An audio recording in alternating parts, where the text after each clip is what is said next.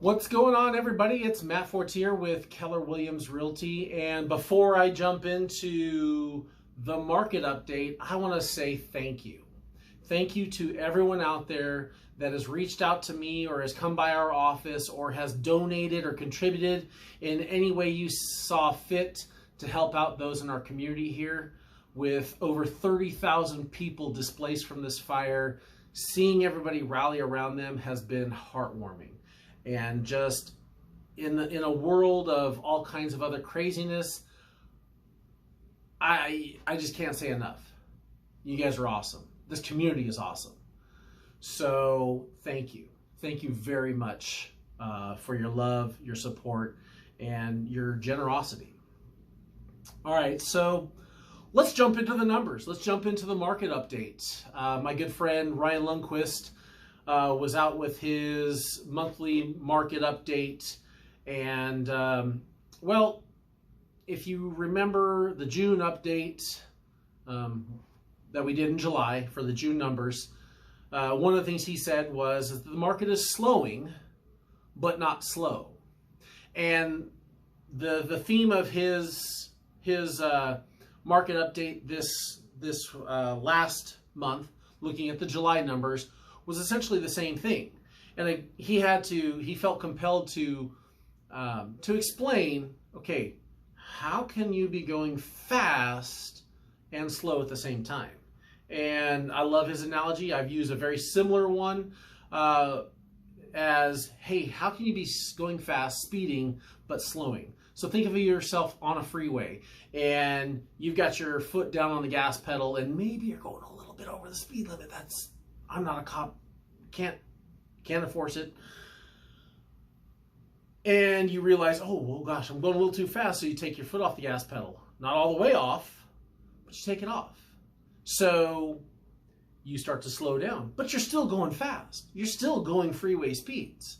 And that's Ryan's advice, or his observation he's sharing with people, that, you know what, this isn't pumping on the brakes and everything come to a screeching halt slowing.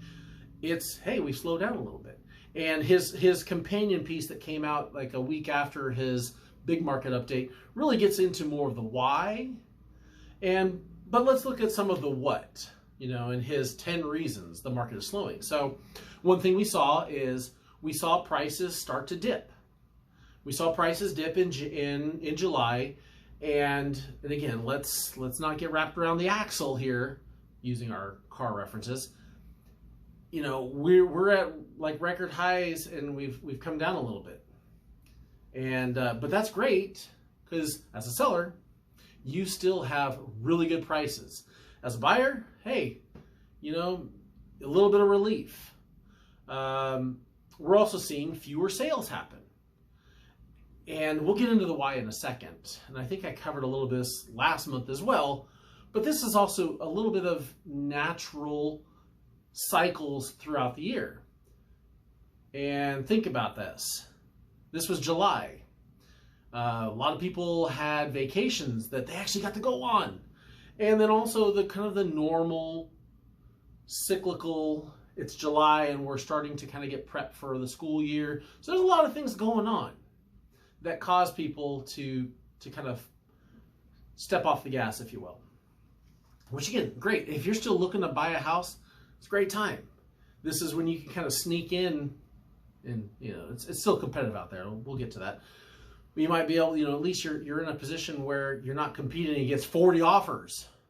Maybe you're competing against 2. That still competitive, sellers. Though not crazy for your buyers.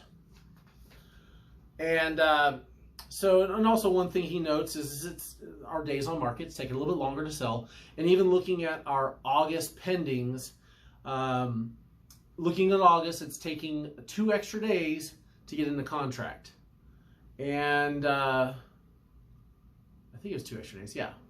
So 16 days. 16 days. That's still fast. Still moving fast here, right? Just not crazy, So again, and links down here. You can look at all the graphs. You can go directly into the data for those of you that want to. And another interesting artifact, to use my old data geek language, more homes are selling below list price. And again, before we get into the doom and gloom, what's happening, that number in July was 24.5%. Of all homes sold in the Sac metro area, 24.5%, so 1/4 of home sales sold under list price. So what does that mean? 75%, 3 out of 4 sold at or above. So fewer, and again, we say fewer offers above list price. Again, still 3 out of 4 at or above. And the housing supply and demand here, has slightly increased. And again, that's very typical for this time of year. And I think it's in the first link or the second link, but he does show that, like, if we do some year-on-year comparisons, our inventory is still really low. So it's still competitive, though comparing to late winter, early spring, it's definitely, for buyers, definitely much more solid. And again, still solid for you sellers. Sounding very similar to my July review of June numbers. You know, more things change, the more stay the same. I don't know.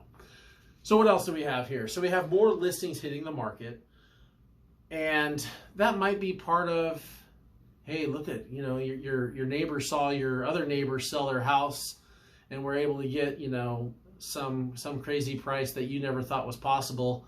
So they put their house up on the sale, you know, up on the market. That does happen. You know, there's probably other shifts happening as well, but we've had a slight increase. Going back to looking at the numbers though, we went from half a month's worth of inventory to still under 1 month inventory. And in our market, we consider anything under 3 months inventory a seller's market. So still going fast, just not redlining our engine here. This was interesting. I don't really know what this may have to, you know, this might be something a good conversation over a cup of coffee or a beer if you'd like. Smaller homes are selling. More smaller homes are selling faster than the bigger homes. And maybe that's just a price point thing. But it'd be interesting. It's an interesting artifact. So I don't know what we can say about that. Hey, but I'm just sharing the information. Definitely a think piece there. Okay, so on the other side of when we were talking about, or when I was mentioning the at or below the sale price, below sale price, roughly 25% of homes selling under the list price. The number of multiple offers has come down a little bit, and we're still looking at 65%, roughly. I don't know the exact number. He didn't write it down. I'm just looking off the graph here. 65% roughly of all homes sold in July had multiple offers. Again, still very strong. Still very strong seller's market. It doesn't show what the average number of offers are, but we can at least guess that it's not going to be the average number going from 10 to 0. I don't know what the number is. Still strong, just not as crazy. And then he does talk about kind of the word on the street. I don't really, you know, the word on the street is, most of the time it's uninformed. So, but nonetheless, there may be some perception out there, and that's why we're sharing this, or I'm sharing this with you, is to kind of dispel some of the word on the street. Hey, I heard that such and such, or whatever it may be. Hey, these are just the facts. And of course, does this paint the picture for the future? Absolutely not. It's just showing what we've been doing, and at least you can kind of critically think through it to say, okay, hey, you know what? You know, this person over here was talking about all these things. Well, at least now you know the numbers. Jumping into the why, what could be causing it? I talked about, just a moment ago about, hey, this is normal seasonal slowing.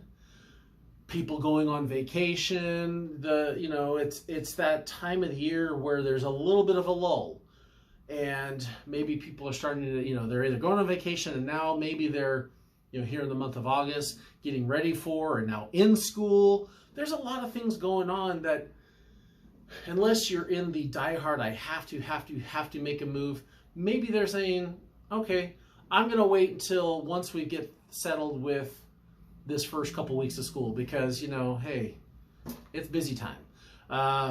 So there's a number of those kinds of factors coming into, and again, that's more of the seasonal cyclical nature of it. One of the other things too, kind of maybe towards like some of that pricing, is that, maybe there's some unrealistic expectations that some of these sellers have had. Again, we all, we have this thought of, hey, the market's going up. My neighbor sold their house for $500,000. I want to list it for $550 because that's where I see the market going. Well, you list it at $550. You sell it for $525, which is still $25,000 more than maybe your next door neighbor. But on the numbers, that shows selling for less than list. So there's a little bit of that the expectations of the sellers. Maybe they're thinking, hey, whether it's it's like, hey, I would love to sell it for this price, and it's unrealistic. And then the realistic number comes still closer to what the previous sales were, still under. So that's one thing to know. We got to know the market that we're in. And yeah, I would love to see your house sell for $50,000 more than the house next door sold for just 2 weeks ago. The realistic thing is to look at what's happening. Anyways, that's for a much more in-depth conversation, one-on-one. We can talk about your specific needs, but nonetheless, I think that's one of the big drivers. And we just got to make sure that we're setting those expectations, or at least having those expectations before we sit down with an agent about selling your house. And then, there's some, kind of looking at just some of the Ryan broke down some of the neighborhood stats. And it's still looking at the average percent paid over list price. We're still looking in a number of areas. He just highlighted about 10 of them. And it's anywhere from just under 2% up to a little over 6%, 6.5% in these areas. So you've got Roseville, El Dorado Hills, Folsom, Lincoln, Sacramento, the 95823 zip code, Elk Grove's 95757, and a handful of others. And again, it's showing just to further indicate, hey, we're not in a traffic jam. We're not stuck, not moving anywhere. We're not going backwards. We're just not pedal to the metal, redlining our engine in this economic sense. It's still a healthy, moving forward, moving upward in a lot of ways in terms of prices, but still somewhat decent if you're on the purchase side. And one of the things that helps with that is the interest rates. Obviously, that's a big thing. If interest rates were higher, that's going to have some pressure on it. And that's another thing to think about too. I don't know specifically. I don't track interest rates as closely as, say, a mortgage guy does. But I remember about this time in July, there were some concerns, and there were even some blips on mortgage rates that may have had some impact. And right now, we're looking at conventionals in the low 3s, high 2s right now. So there's always going to be that relationship as well. And of course, right now, interest rates are still super solid. And if you're thinking about making that purchase or thinking about refinancing, definitely something to think about. And if you don't have a lender, I'd be happy to refer you to any one of my my top rated and go-to lenders out there. But definitely something to think about. So that wraps it up. And again, very similar to what I gave a month ago. And at the same time, there's still some uncertainty. I'm not going to get into politics. I'm not getting into the whole geopolitical stuff. And, you know, there's all kinds of things happening. We don't know what will happen in the future. I mean, heck, we're flying on a rock in the middle of space at 1,000,000 miles an hour. All kinds of things are possible. But for now, love the ones that are around you. Tell people you appreciate them and that need to hear it. And have yourself a wonderful day. And if you have any real estate needs, I'd be honored